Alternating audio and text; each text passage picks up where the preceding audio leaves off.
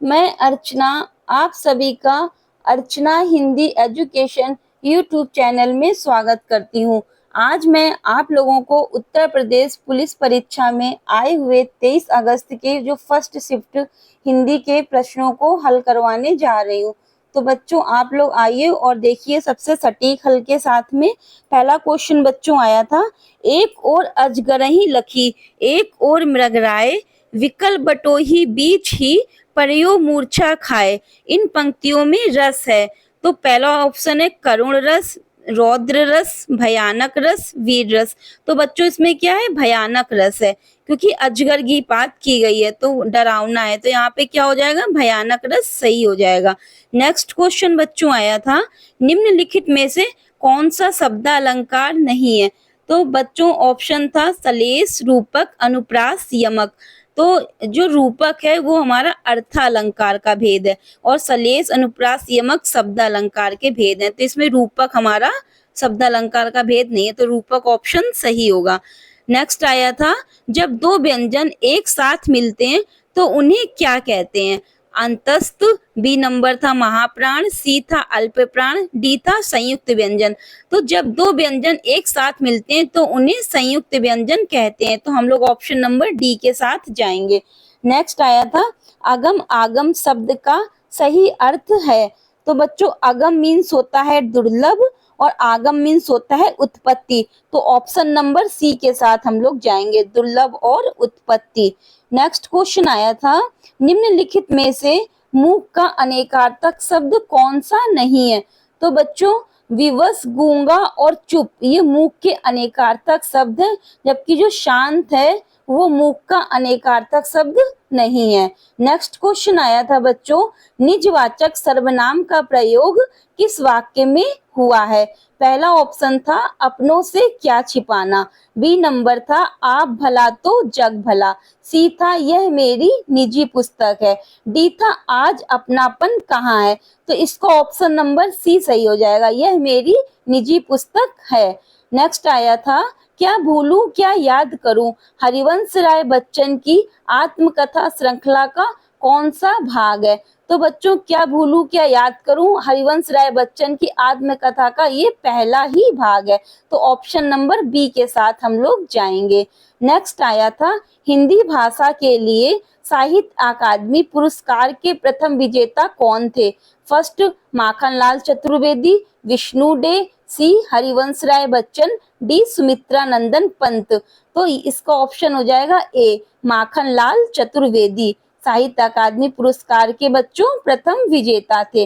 Next आया था, वयोवृद्ध शब्द का संधि सही संधि विच्छेद है। तो बच्चों जो इसमें ए की मात्रा है वयोवृद्ध में, ये क्या हो जाएगी हमारी, डी ऑप्शन के साथ जाएगी, वयाधन वृद्ध हो जाएगा संधि विच्छेद इसका। नेक्स्ट आया था, 2019 का साहित्य अकादमी पुरस्कार किस रचनाकार को दिया गया। ए ऑप्शन था नंद किशोर आचार्य, बी था रमेश कुंतल मेघ, सी था राम दरस मिश्र और डी था काशीनाथ। तो बच्चों इसका हमारा कौन सा ऑप्शन सही हो जाएगा, ऑप्शन नंबर ए 2019 में नंद किशोर आचार्य जी को साहित्य अकादमी पुरस्कार दिया गया था। देश प्रेम में कौन सा समास है। तो बच्चों देश के लिए प्रेम अर्थात इसमें कौन सा समास हो जाएगा, तत्पुरुष समास। तो तत्पुरुष हमारा डी ऑप्शन है, तो हम लोग किस में जाएंगे, डी ऑप्शन के साथ में जाएंगे। नेक्स्ट आया था बच्चों, जुगाम पर लगाम ना होना। तो इसका ऑप्शन क्या था, ए सदैव कठोर वचन कहना, बी सर्वत्र अपनी वाग्मिता दिखाना, सी था स्पष्टवादी होना, डी था अनावश्यक रूप से स्पष्टवादी होना। तो बच्चों हम लोग इसमें डी के साथ जाएंगे, अनावश्यक रूप से स्पष्टवादी होना। नेक्स्ट आया था बच्चों, निम्नलिखित में से कौन सा अमृत शब्द का पर्यायवाची नहीं है।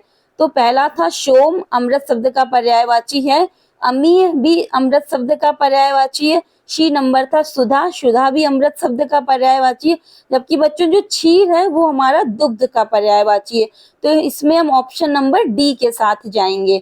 नेक्स्ट क्वेश्चन आया था बच्चों, कौन सा वर्ण दंत नहीं है। तो बच्चों पहला ऑप्शन था दा, बी था टा, शी था ता और डी था धा। तो बच्चों जो हमारा टा होता है वो मूर्धा होती है, तो हम लोग इसमें बी ऑप्शन के साथ जाएंगे टा। मैंने आम खा लिया है, वाक्य में प्रयुक्त काल है। पहला ऑप्शन था बच्चों सामान्य भूतकाल, बी था पूर्ण भूतकाल, सी था आसन्न भूतकाल, डी था अपूर्ण भूतकाल। तो बच्चों इसमें हमारा क्या होगा, आसन्न भूतकाल होगा, क्योंकि अभी कार्य हमारा जस्ट खत्म हुआ है। तो हम लोग इसमें सी ऑप्शन के साथ जाएंगे, आसन्न भूतकाल। और एक क्वेश्चन आया था, किसी एक में ही आस्था रखने वाला वाक्यांश के लिए एक शब्द बताइए। तो बच्चों जो एक में ही आस्था रखता है उसके लिए अनन्य वर्ड का यूज होता है। तो पहला ही ऑप्शन हमारा अनन्य मिल गया, तो हम लोग इसमें अनन्य के साथ में जाएंगे। नेक्स्ट बच्चों हम लोगों को प्रत्यय पहचानने के लिए आया था। धमाका, लड़ाकू, उड़ाक और छिलका में हमें क्या प्रत्यय बताना था। तो धमाका का प्रत्यय बच्चों हो जाएगा आका, लड़ाकू में हो जाएगा आकू, उड़ाक में हो जाएगा आक और छिलका में हो जाएगा का।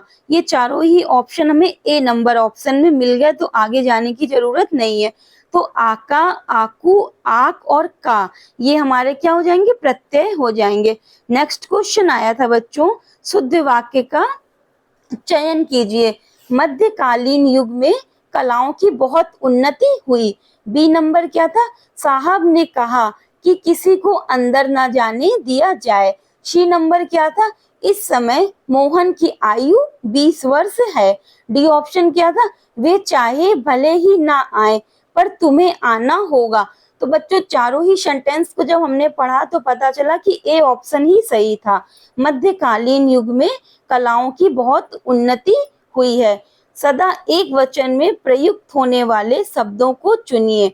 वर्षा, जनता ए ऑप्शन था, बी था प्राण और बाल, सी था होश और लोग, डी था हस्ताक्षर और जनता। तो बच्चों जो इसमें ए ऑप्शन है हमारा वर्षा और जनता, ये हमेशा क्या होता है, सदा एक वचन में ही प्रयुक्त होने वाला वाक्य है। नेक्स्ट क्वेश्चन आया था बच्चों पर्यायवाची से, राजा शब्द के लिए पर्यायवाची शब्द चुनिए। ए था गोविंद, बी था लंकेश, सी था रघुवीर, डी था नरेंद्र। तो बच्चों राजा को हम लोग नरेंद्र भी कहते हैं, तो इसमें हम लोग डी ऑप्शन के साथ में जाएंगे।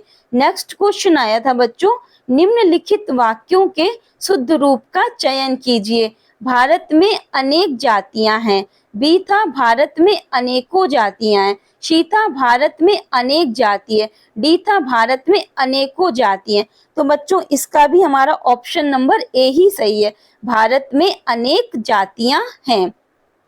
फिर बच्चों हमारा एक क्वेश्चन आया था नेक्स्ट, विस्मय बोधक चिन्ह है।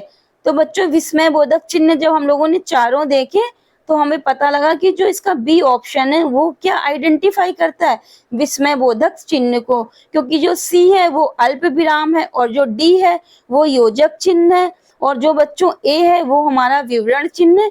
तो बी ऑप्शन बच रहा है, तो बी वाला क्या हो जाएगा हमारा विस्मय बोधक चिन्ह हो जाएगा। नेक्स्ट क्वेश्चन है बच्चों, किस वाक्य में अच्छा शब्द का प्रयोग विशेषण के रूप में हुआ है। तो बच्चों ऑप्शन इसके पढ़ने पड़ेंगे। अच्छा तुम घर जाओ, नेक्स्ट था अच्छा वह अभी आ जाए, तुमने अच्छा किया जो आ गए, नेक्स्ट था यह स्थान बहुत अच्छा है। तो बच्चों यही हो जाएगा हमारा विशेषण, क्यों इसमें बहुत भी आ गया है और अच्छा भी आ गया है, तो इसमें हमारा डी ऑप्शन सही हो जाएगा। तो बच्चों हम लोग इसमें डी ऑप्शन के साथ में जाएंगे। नेक्स्ट आया था प्रेम सागर के रचनाकार हैं। तो बच्चों प्रेम सागर के लिए चार ऑप्शन इन्होंने दिए थे, ए लल्लू लाल, बी सुंदर दास, सी सदल मिश्र, डी उस्मान। तो बच्चों प्रेम सागर के रचनाकार कौन है, लल्लू लाल हैं। नेक्स्ट बच्चों आया था अनावर्त शब्द का संभिन्नार्थक क्या है। तो बच्चों अनावर्त का क्या होगा, पृथ्वी नहीं होगा, बी ऑप्शन था निरादर, निरादर भी नहीं होता, ना दोहराया हुआ ही अनावर्त शब्द का संभिन्नार्थक है। तो इसमें हम लोग सी ऑप्शन के साथ में जाएंगे। नेक्स्ट बच्चों आया था निम्नलिखित में से कौन सा पुल्लिंग है। तो बच्चों ए ऑप्शन था क्षेत्र, बी था हमारा रीति, सी था क्षमा और डी था घटना। तो बच्चों इसमें हमारा पुल्लिंग शब्द कौन सा हो जाएगा, पहला ही ऑप्शन इसका सही है क्षेत्र। नेक्स्ट था बच्चों, वह आई हो तो मेरी चिट्ठी उसे दे देना। वाक्य में कौन सा काल है? तो बच्चों इसमें देखिए वह आई हो तो, अब इसमें आइडेंटिफाई नहीं हो पा रहा है किसके बारे में बात हो रही है। एक बार हम लोग ऑप्शन पे जाते हैं। ए था तत्कालीन वर्तमान, बी था सामान्य वर्तमान, सी था संदिग्ध वर्तमान और डी था हमारा संभाव्य वर्तमान। तो बच्चों इसमें क्या है, संभाव्य वर्तमान हो जाएगा, क्योंकि वह आई हो, पता नहीं है कौन आया होगा, तो संभाव्य वर्तमान इसका राइट ऑप्शन होगा। नेक्स्ट आया था बच्चों, असोच डैश अशौच शब्द युग्म का सही विकल्प चुनिए। तो बच्चों इसका पहला ऑप्शन था बड़ाई और अयोग्य, बी था मूर्ख और निडर, सी था बिना सोच के और डैश अशुद्धि और डी था आंख और काजल। तो बच्चों असोच मीन्स होता है बिना सोच के और अशौच मीन्स होता है अशुद्धि। तो बच्चों इसमें हम लोग सी ऑप्शन के साथ में जाएंगे। नेक्स्ट बच्चों लोकोक्ति पूछी गई थी, आग लगने पर कुआं खोदना। ऑप्शन बच्चों क्या था, मुसीबत आने पर घबरा जाना, बी था कुआं खोदकर पुण्य कमाना, सी था जल्दी से कार्य करना, डी था संकट के समय बचाव के लिए सोचना। तो बच्चों इसको तो हम लोग देख के ही समझ गए, आग लगने पर कुआं खोदना मीन्स इमीडिएटली किसी काम को करवा रहा है। तो इसका ऑप्शन डी सही होगा, संकट के समय बचाव के लिए सोचना। नेक्स्ट आया था बच्चों, जिसे सरलता से पढ़ा जा सके, उसके लिए एक शब्द पूछा गया था। तो ये पहला था स्थानापन्न, बी था हमारा पाठ्य, सी था सुपाठ्य, डी था सुसुप्सा। तो बच्चों जिसे सरलता से पढ़ा जा सके वो होता है सुपाठ्य। सी ऑप्शन के साथ हम लोग जाएंगे। नेक्स्ट आया था बच्चों, निम्नलिखित में से कौन से शब्द में उपसर्ग का प्रयोग नहीं हुआ है? तो बच्चों हम लोग देखते हैं इसमें कौन से शब्द में उपसर्ग का प्रयोग नहीं हुआ है। तो ऑप्शन है हमारा प्रभाव, ओढ़ना, अपवाद और पराजय। तो बच्चों इसमें ओढ़ना शब्द में किसी भी उपसर्ग का प्रयोग नहीं हुआ है, जबकि प्रभाव में प्रा, अपवाद में अप और पराजय में परा उपसर्ग का प्रयोग हुआ है। नेक्स्ट आया था बच्चों, समास का शाब्दिक अर्थ है।